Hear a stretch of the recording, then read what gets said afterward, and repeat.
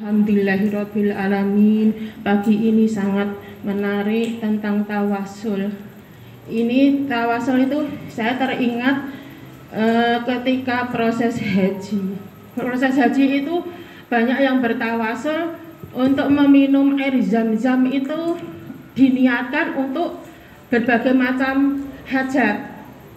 Terus saya teringat lagi dengan kisahnya Nabi Ayub.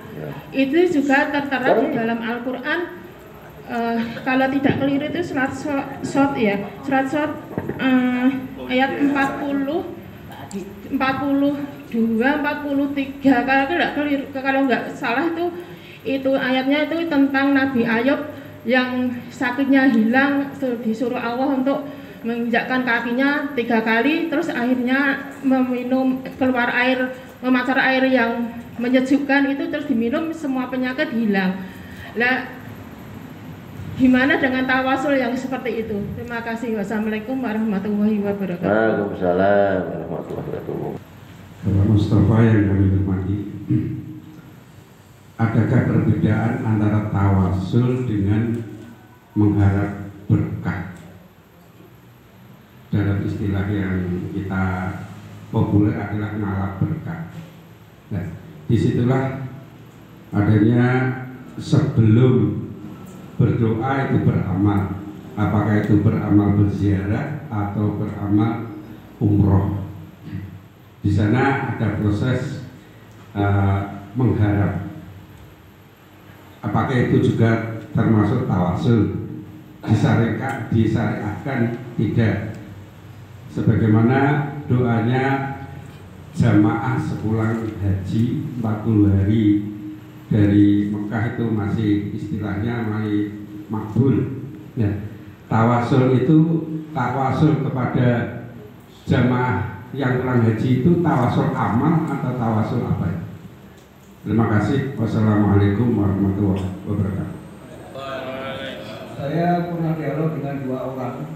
Yang pertama adalah ahli tawasul, yang kedua adalah tawasul sesuai dengan syariah. Yang tawasul yang tidak sesuai dengan syariah, ya, dia itu orangnya hidupnya sukses karena tawasul dengan kuburan-kuburan para wali, sehingga 9 wali itu ditawasuli semuanya. Setelah saya tanya bagaimana dia berpikir, pola pikirnya mereka adalah, Pak Tukiman pernah dengar ayat ini, bahwa manusia yang soleh-soleh itu sudah meninggal, tetapi dia masih hidup di sisi Allah, di surga berterbangan dan diberikan rezeki Allah di surga. Kalau saya tawasul dengan mereka dekat dengan Allah, maka saya dikabulkan sehingga orang itu sukses. Itu mereka yang tawasul dan tabaruk dengan kuburiun, dengan kuburan-kuburan itu. Satu. Yang kedua adalah orang yang tawasul dengan syariah. Pak Tukiman saya sudah tawasul dengan apa yang dilakukan oleh pemuda yang ada di 2 kafe itu, 3-tiganya berubah. Saya tawasul dengan amal soleh saya dan semuanya saya kerjakan kepada Allah. Dan saya tawasul dengan menyebut Asmaul Husna. Saya tawasul dengan orang-orang yang soleh. Saya tawasul dengan Kiai Ridwan, orang soleh, Imam Istiqomah. Tapi doa saya tidak terkabul. Saya masih seperti ini. Pertanyaannya, apakah tawasul merupakan kunci sukses doanya terkabul? Yang kedua, apakah tawasul bisa merubah takdir yang sudah nyata? Saya kalau tetap seperti ini menjadi guru saja, tidak bisa menjadi bupati walaupun tawasulnya banyak sekali. Itu realita. Pak Bambang tawasulnya bagaimana bisa menjadi bupati itu saya tidak bisa. Tawasulnya bagaimana? Tolong saya diberikan penjelasan agar tawasul itu bisa mencapai sukses yang benar. Terima kasih. Wassalamualaikum warahmatullahi wabarakatuh. Assalamualaikum warahmatullahi wabarakatuh. Terima kasih atas kesempatan yang diberikan. Sesuai dengan pembahasan materi, jadi tentang tawasul ini tadi disampaikan barusan oleh Ustaz kita tentang tawasul dan sebagainya. Kita paham ini arahnya itu kan artinya yang selama ini dilakoni oleh masyarakat ini seakan-akan ada begini kita sudah paham itu, tapi tidak bisa kita pungkiri, tidak bisa kita bantah bahwa semua yang dilakoni oleh masyarakat kita ini baik di Jawa maupun di luar Jawa sama saja kalau menurut saya. Hal-hal yang seperti ini menyambut haram dan seterusnya tidak bisa terbantahkan, memang sudah tertanam di masyarakat dan ini tidak terjadi tiba-tiba begitu saja. Ini sudah ada izin, sudah memang dibiarkan oleh para ulama-ulama kita dari dahulu. Kenapa? Karena memang masyarakat kita sebelum disentuh oleh agama Islam, mereka pun sudah ada dari agama Hindu, ada dari agama Buddha dan seterusnya kejawen dan seterusnya. Jadi ulama-ulama kita dulu tidak bisa itu terus langsung pakuman, tetap tidak boleh. Jadi memang dibiarkan tapi diperhalus. Karena Islam datang bukan untuk menghabisi, Islam datang bukan untuk menghapus. Islam datang, risalah yang dibawa oleh Rasulullah adalah untuk menyempurnakan, tidak untuk mengganti. Contoh, Nabi Muhammad mengajarkan bagaimana haji. Sebelum haji bagaimana? Orang katanya telanjang dan sekitarnya, Ka'bah itu disempurnakan, datangnya Nabi Muhammad. Nah begitu juga dengan contohnya dengan nyanyi-nyanyian, nyanyi rock dan sebagainya, dilarang oleh Islam, haram dan sebagainya. Nah Islam datang, Rasulullah mencontohkan boleh, asalkan tidak dengan menggunakan alat-alat yang sudah ditentukan Rasulullah. Dan lagu-lagu itu tidak mengundang kita untuk mengumbar syahwat. Contohnya kasidah. Dengan mendengar lagu tadi kita tambah beriman, tambah kuat kita beriman, tambah rajin ibadah. Jadi ada nilai-nilai positif di situ. Walaupun kita masih berbeda pendapat tentang itu. Begitu juga dengan ritual-ritual yang dilakukan oleh saudara kita, masyarakat kita ini. Dulu nenek-nenek kita datang ke suatu tempat mengantar makanan, makanan itu ditinggal, mengharap dapat berkah dan sebagainya. Nah sekarang orang udah bijak, bawa makanan rame-rame, makan bareng-bareng. Di situ penghalusannya. Makanya ulama dulu bijak. Ulama kita dulu nggak boleh kita salahkan. Makan rame-rame, bawa makan masing-masing, makan bareng-bareng. Salahnya di mana? Dengan momen yang bapaknya 1 Muharram, 17 Agustus. Nah di situ ada hikmahnya apa? Silaturahim. Yang selama ini nggak pernah jumpa bertetangga, nggak pernah jumpa bersaudara. Di situ bisa jumpa teman lama, bisa jumpa, bisa menjadi silaturahim. Banyak hikmahnya. Jadi kalau kita bilang oh ini video dan seterusnya, masyarakat sekarang sudah bijak. Dia bisa berpikir. Karena ulama dulu mengizinkan itu bukan nafsu. Karena setelah Nabi adalah ulama. Maaf kalau kita beda pendapat, ini sah-sah saja kan gitu Mbak. Saya juga enggak yang begini. Cuma ini menurut saya bukan berpikir, cuma bisa berpikir aja gitu. Maaf saudara-saudara, ustaz-ustaz yang tidak sedang pendapat saya mohon maaf. Ini bukan apa namanya, ini saya mau cerita aja sesuai dengan pokok bahasa. Terima kasih. Assalamualaikum warahmatullahi wabarakatuh. Baik, ini masih satu lagi ya kalau yang mau bertanya. Bismillahirrahmanirrahim. Assalamualaikum warahmatullahi wabarakatuh. Ini yang bikin menarik, karena Ustadz yang menyampaikan selingan ini Ustadz A.A. Baru. Kelihatannya antusias sekali jamaah untuk membahas apa yang disampaikan oleh Pak Ustadz Mustafa. Jadi ini pengetahuan dulu juga buat saya mengenai tawasul. Setahu saya selama ini kan tawasul itu melewat ya yang sudah disampaikan tadi oleh orang-orang yang soleh. Ternyata ada tawasul yang memang pertama disampaikan tawasul dengan langsung pada Allah Subhanahu wa taala. Kalau saya kok menganggap orang yang bertawasul itu adalah orang yang tidak percaya diri, Pak, ya, tidak confident gitu kan. Karena kan sudah jelas bahwa Allah itu menerima doa siapapun yang memang kita berdoa. Nah kalau melewati, itu tawasul kan boleh kita melewati, ya, melewati orang. Karena juga orang soleh itu kan ada juga orang namanya soleh, ya, Pak. Tapi kan belum tentu soleh. Orang yang kita anggap soleh juga belum tentu soleh. Nah, kalau saya lebih apa namanya setuju tadi kalau mau tawasul ya dengan amal ibadah kita, Pak, amal perbuatan kita. Kalau tidak diijabah sama Allah, itu ya mungkin sebagai ujian supaya kita bersabar. Kemudian yang dibilang sukses tadi yang Pak Tukiman, sukses itu dari kacamata mana? Sukses materi, sukses duniawi, sukses ukhrawi, atau sukses apa? Kalau tadi kan kesannya sukses duniawi karena materinya jadi banyak sekali. Tapi kan itu bukan tujuan kalau buat orang muslim, buat orang beriman ya. Bahwa kita ini dunia ini kan cuma sekedar numpang lewat nih bagi ya. Bahwa dunia ini kan sekedar numpang mobil, Pak. Mampir mobil. Jadi kesuksesan itu ya, kalau saya masih belum punya definisi yang tepat untuk sukses itu.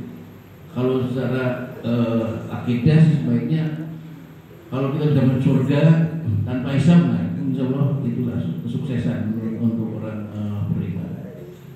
Jadi saya tidak bertanya, Pak, mudah-mudahan ini bisa menambah ikut memperdalam apa yang disampaikan oleh Pak Ustadz Al-Baru. Terima kasih. Assalamualaikum warahmatullahi wabarakatuh.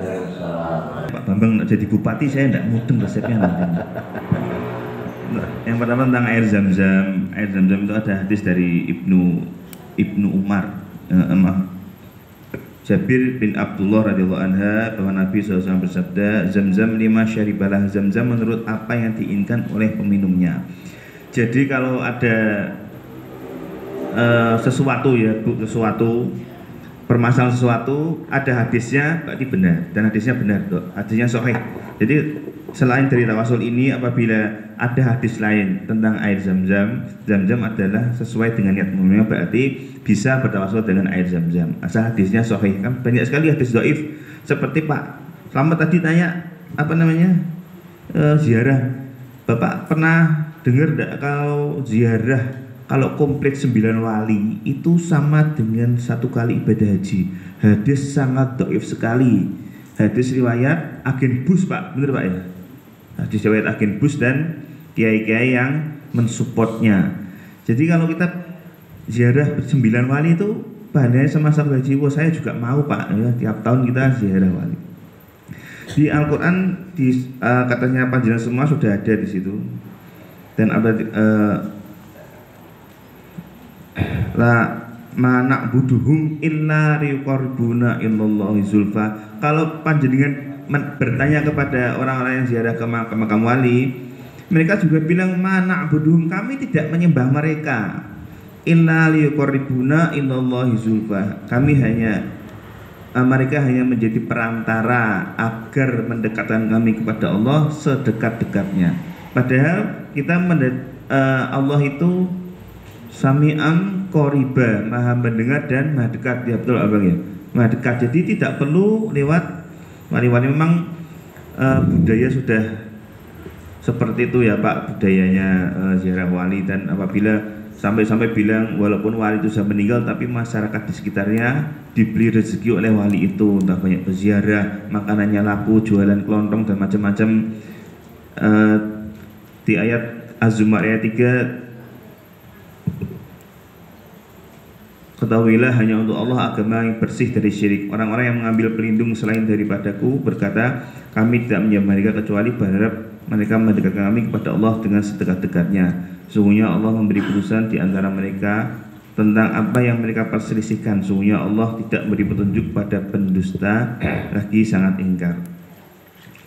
Jadi memang agama nenek moyang ini Pak ya, Allahu yukhrijukum minadh-dhulumati ilan nur. Allah itu dari apa? Dari gelap ke terang ya Pak.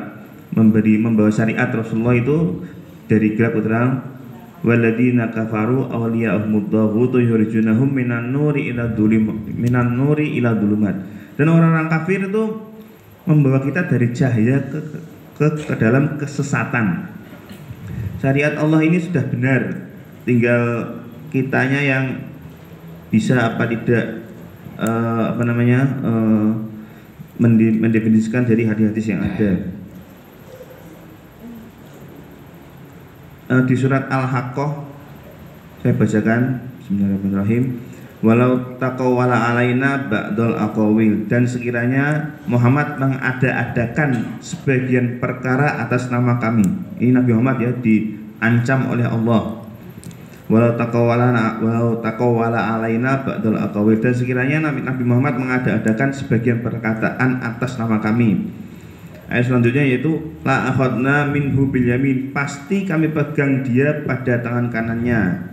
Tsumma laqata'na minhul watin, kemudian kami potong pembuluh darah jantungnya. Fama minkum min ahadin anhu hadizin, maka tidak seorang pun dari kamu yang dapat menghalangi kami untuk menghukumnya. Nabi Muhammad ini diancam oleh Allah apa? Nabi Muhammad mengadakan sesuatu yang bukan dari Allah. Apalagi kita, Pak. Memang kita harus mendakwahkan dakwah seperti ini kepada orang-orang yang ya dalam tanda petik sesat menurut kita, tapi kita tidak tahu. Kita rangkul semua, kita kasih tahu pelan-pelan. Apalagi pertanyaan lagi Pak ya? Saya kira cukup itu. Mohon diulang. Iya ya. Jadi orang yang ahli tawasul dari makam ke makam, akhirnya sukses luar biasa gitu. Yang satu lagi tawasul lewat Mbah Yai masih hidup kok ora sukses ya gitu. Intinya ya. Nah ini perkara yang gaib ya, rezeki itu Allah yang mengatur. Boleh jadi orang pertama yang tawasul dari makam ke makam tadi itu mungkin kena hukum istidraj juga bisa jadi. Istidraj ya. Wong hobine nggawa menyan neng makam-makam tawasulan kok sugih, bisa jadi ini istidraj ya. Tapi jelas secara syariat itu salah ya, karena jelas 3 macam tawasul yaitu lewat orang-orang yang masih hidup ya, bukan orang mati. Orang mati itu butuh doa kita, siapapun dia, Nabi Muhammad pun, semua pun kita mendoakan, karena dengan kita mendoakan bersolat pada Nabi Muhammad, kita juga akan dapat kecipratan syafaatnya, yaitu innallaha wa malaikatahu ala nabi ya ayyuhallazina shallu alaihi wa taslima. Itu kan itu tawasul itu kan. Nah, oleh itu kalau ada tawasul yang tidak syariah kok sukses, ya kita usah iri, kita nggak usah suudzon ya. Semoga dia tidak sesat, semua dia dapat haknya sesuai dengan yang diberikan Allah. Kalau sesat ya kita doakan semoga kembali kepada hidayah gitu ya. Lah orang-orang yang lewat tawasul betul lewat Mbahnya Ridwan siapa itu kok podo wae. Ya memang rezekinya di situ. Karena rezeki itu tidak hanya urusan materi ya Bu ya. Yang kadang-kadang salah ya Bu Nur. Mulai Bu Nur tadi ya. Ya Bu Nur. Yang namanya rezeki itu orang salah paham materi, duit. Ya, salah. Panjenengan bisa kesini sehat itu rezeki. Coba orang yang sakit mau kesini nggak bisa, pengen ngaji aku tapi nggak bisa, rezekinya sakit, enggak. Pilih hartanya melimpah tapi dia mau makan muntah, atau naik sepeda motor tapi makannya enak, pilih mana Bu? Tapi naik motor makan apa wae oleh. Hah? Ya. Ya betul. ya. Kemudian kalau kita mau merubah nasib kita, dalam Al-Qur'an itu dikatakan innallaha la yukhli ma bi anfusihim hatta yuhibbu anfusihum, gitu kan. Jika engkau akan merubah nasibmu, ya kamu berusaha di jalan Allah. Karena rezeki itu dihitung tidak hanya di dunia, tapi sampai nanti pada akhirat Bu. Ya, enggak dikabulkan di dunia, dikabulkan di akhirat rezekinya itu, kan? Mungkin ada yang diberikan Allah semuanya harta, kekayaan di dunia, tapi engkau tidak dapat rezeki di akhirat. Ada nggak ayatnya? Ada tuh Pak, ya? Ada ayatnya itu, ya. Kemudian tadi katakan Pak Yediman bahwa orang hakikatnya orang soleh yang meninggal itu hidup, ya, betul nggak? Ayatnya saya lupa, tapi di Al-Baqarah kalau salah itu walataku 5 yum kalau bisa pilih awata bal ahli wala tasmurun. Enggak. Itu kan ayat Al-Baqarah itu. Ayat lupa ya. Ayat 205 atau berapa. Tapi itu ayat itu sahih bahwa orang-orang berjalan mati di jalan Allah itu masih hidup. Ya. Dihidupkan di surga ya, berterbangan sana sini menikmati indahnya surga ya. Iman kita waktu tafsir itu kan saya sampaikan begitu ya. Jadi itu kesimpulannya mungkin pada pagi ini ya, silakan dari Pak Samad tadi tentang ngalah berkah saya lupa. Oh iya, ngalah berkah ya kan. Jadi tidak boleh kita bepergian musafir ya, bepergian khusus untuk mencari berkah kecuali 3 tempat: Masjidil Haram, Masjidil Aqsa, dan Masjid Nabawi. Jadi kalau memang ziarah ya, kalau ziarah ke wali boleh, tapi tidak minta-minta. Cuma kok kayaknya kok angel ya Pak. Jadi gini, kita sudah meluangkan waktu, tenaga, uang juga ke tempat yang jauh dari mana, Surabaya atau di Talangan, tapi tidak minta berkah. Kita ke situ mendoakan wali-wali itu terus pulang. Cuma niatnya ini kalau cuma seperti itu saja boleh, tapi kalau minta-minta doa tidak boleh. Banyak sekarang kan yang ke situ tidak mungkin tempat kita menghabiskan uang banyak, tenaga pikiran hanya untuk ke situ mendoakan. Kalau mungkin jadi ziarah kubur dulu pernah dilarang Rasulullah, tetapi Rasulullah sebelum meninggal berkata lagi, dulu aku pernah melarangmu berziarah, tapi sekarang ziarah, karena ziarah itu mengingatkan kita kepada kematian, mengingatkan kita kepada kematian tok itu saja Pak. Jadi datang mengucap salam, mendoakan doa yang disyariatkan yaitu wa maghfirlahu wa maghfirlaha wa maghfirahum, lalu pulang, sudah seperti itu saja, tidak lain-lain. Mungkin kalau mau seperti Rasulullah ya sandalnya dilepas, menghormati. Imam Nawawi sudah pernah berkata semua hadis tentang pekuburan itu dilanggar oleh manusia. Dari mulai kuburan tidak boleh ditinggikan, tidak boleh dikasih nama, tidak boleh disemen, tidak boleh dikasih bangunan. Tapi kita lihat sekarang bahwa kuburan-kuburan sudah ditinggikan, dikicing, dikasih kembang-kembang, disiram air. Disiram air itu pernah dilakukan Rasulullah dulu waktu itu di padang pasir karena kuburannya khawatir karena angin puting beliung dan jenazahnya terangkat. Jadi dikasih air, dipadatkan agar tidak berterbangan ya, maksudnya kan kalau ada kita badai pasir atau di sana. Kalau di sini insya Allah tidak ada. Kalau memang kita melakukan sesuatu pada kuburan hanya untuk maksudnya biar kuburan itu ajek, umpama kuburan di pinggir tebing, kita bangun pinggir tebingnya ini bangunan agak kokoh, kita cor semen atau hanya di pinggirnya saja agar niatannya tidak longsor, nah itu tidak apa-apa.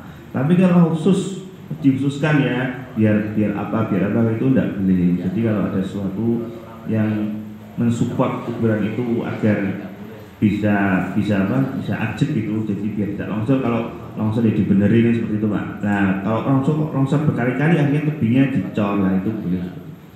Saya kira cukup sekian. Monggo kalau disuruh Bang. Terima kasih. Assalamualaikum warahmatullahi wabarakatuh.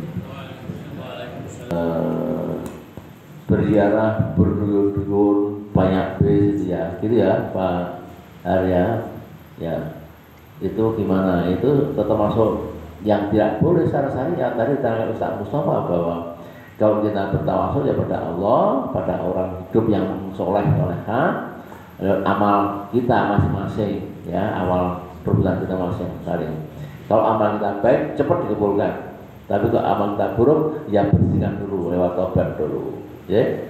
Dan kayak itu ya Bapak Ibu sekalian, baik yang online dan offline, terima kasih telah menjadi waktunya pagi hari ini.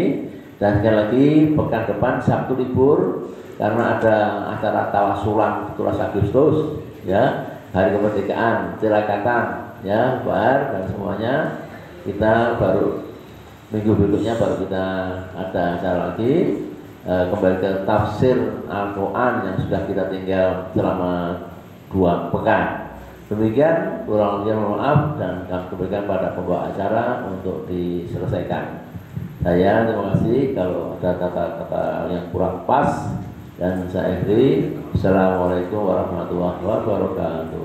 Majelis subuh yang dirahmati, majelis subuh istiqomah yang dirahmati Allah dan dimuliakan Allah, yang kita sama-sama mencari keridhoannya Allah Subhanahu wa taala. Kita alhamdulillah kita masih diberi kekuatan iman dan Islam dapat duduk di suatu majelis ilmu. Apa yang barusan kita dengarkan mengenai syariat tawasul, syariat sesuai dengan syariat, kita pesankan di dalam hati dan niat kita untuk amalkan dan kita dakwahkan kepada saudara yang lain. Dan untuk majelis ini tidak menjadikannya majelis yang sia-sia, marilah kita tutup dengan doa kifarah majelis. Subhanallah wa bihamdihi.